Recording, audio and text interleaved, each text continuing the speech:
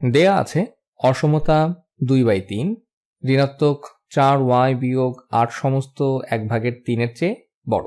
এখন প্রথমেই এই মিশ্র সংখ্যাগুলো ভেঙে ফেলবো, কারণ গণিতে এদের নিয়ে হিসাব করা কঠিন। এদের নিয়ে চিন্তা করা সহজ। এটি 8 চেয়ে একটু বড়। এটাকে একটি অপ্রকৃত ভগ্নাংশে রূপান্তর করি। 8 সমস্ত 1/3 সমান হবে হর 3। 3 গুণ 8 হলো 24 যোগ 1 সমান 25। এটি হবে 25/3 মতো। এই সম্পূর্ণটি আবার লিখি।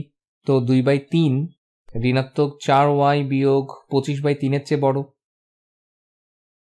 এখন পরবর্তীতে যা করব, যেহেতু ভগ্নাংশ নিয়ে হিসাব করা কঠিন, তাই অসমতায় উভয় পক্ষকেই এমন কিছু দিয়ে গুণ করব যা ভগ্নাংশগুলোকে বাদ করে দিবে। এবং সবচেয়ে সহজ উপায় হলো উভয় পক্ষকে 3 দিয়ে গুণ করা। তা হরের 3কে বাদ করে দিবে। তো উভয় পক্ষকে 3 দিয়ে গুণ করি। এটি বাম পক্ষ। এখন ডান পক্ষে গুণ করি।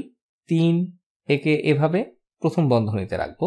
একটি বিষয় জানিয়ে রাখি যে আমাদের অসমতাকে বদলাতে হবে না, কারণ আমরা উভয় পক্ষকে ধনাত্মক সংখ্যা দিয়েই গুণ করছি। যদি 3 ঋণাত্মক হতো, উভয় পক্ষকে ঋণাত্মক 3 দিয়ে গুণ করতাম, বা ঋণাত্মক 1 বা ঋণাত্মক যাই হোক, আমাদের অসমতাকে বদলানোর প্রয়োজন হতো।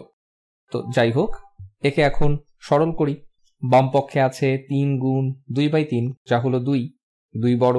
এবার 3কে বন্টন করব। 3 গুণ ঋণাত্মক 4y হলো ঋণাত্মক 12y। এরপর 3 গুণ ঋণাত্মক 25/3 হলো ঋণাত্মক 25। এখন সব ধ্রুবককে অসমতার এক পাশে নিতে পারি এবং চলকগুলোকেও। এখানে খালি একটি চলক y, তাহলে 25কে অসমতার আরেক পাশে নিয়ে যাই। সমীকরণের উভয় পাশে 25 যোগ করে তা করতে পারি। তাহলে সমীকরণের উভয় পাশে 25 যোগ করে দিই।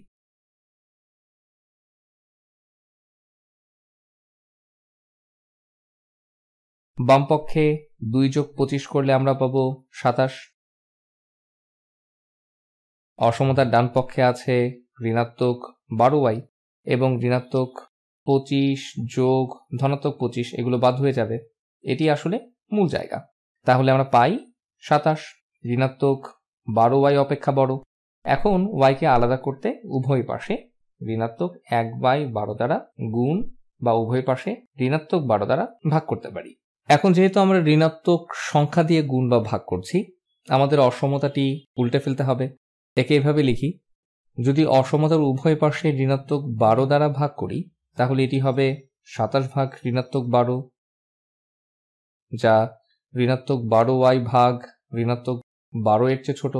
অসমতাটি উল্টে দেই এবং ভিন্ন রং দিয়ে লিখি। খেয়াল করো, যখন অসমতার উভয় পাশে ঋণাত্মক সংখ্যা দ্বারা ভাগ করি, আমরা অসমতাটিকে উল্টে দেই। বৃহত্তর হলে তা ক্ষুদ্রতর হয়ে যায়। যখন এটি ধনাত্মক ছিল, তখন উল্টানোর প্রয়োজন হতো না। তো 27 ভাগ ঋণাত্মক 12, যা উভয়ই 3 দ্বারা বিভাজ্য। যদি লব ও হরকে 3 দ্বারা ভাগ করি, এটা বাদ হয়ে যায়। তাহলে আমরা পাই ঋণাত্মক 9 ভাগ 4, y অপেক্ষা ছোট। তো y ঋণাত্মক 9/4 এর চেয়ে বড়, বা ঋণাত্মক 9/4 y এর থেকে ছোট। এবং যদি এটি লিখতে চাই, তবে শুধু উত্তর লিখব y ঋণাত্মক 9/4 এর চেয়ে বড়।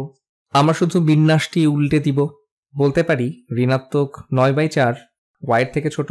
বা যদি একে কিছুটা ভালোভাবে দেখতে চাই, 9/4 হলো 2 সমস্ত 1/4, এটাও বলা যায় y ঋণাত্মক 2 সমস্ত 1/4 এর চেয়ে বড় হবে। যদি আমরা একে মিশ্র সংখ্যায় লিখতে চাই, একে সংখ্যা রেখে আঁকতে চাই, তো এটি খুবই সহজ। এটি 0, এখানে ঋণাত্মক 1, ঋণাত্মক 2, তারপর এখানে ঋণাত্মক 3, ঋণাত্মক 2 সমস্ত 1/4 ঠিক এখানে হবে। এটি বৃহত্তর, তাহলে এটা আমরা সমাধান সেটে অন্তর্ভুক্ত করব না। এখানে একটি ফাঁকা বৃত্ত নিলাম এবং তার চেয়ে বড় সব y এর মানই যৌক্তিক, যে y এর মান দ্বারা অসমতাটি সিদ্ধ হবে।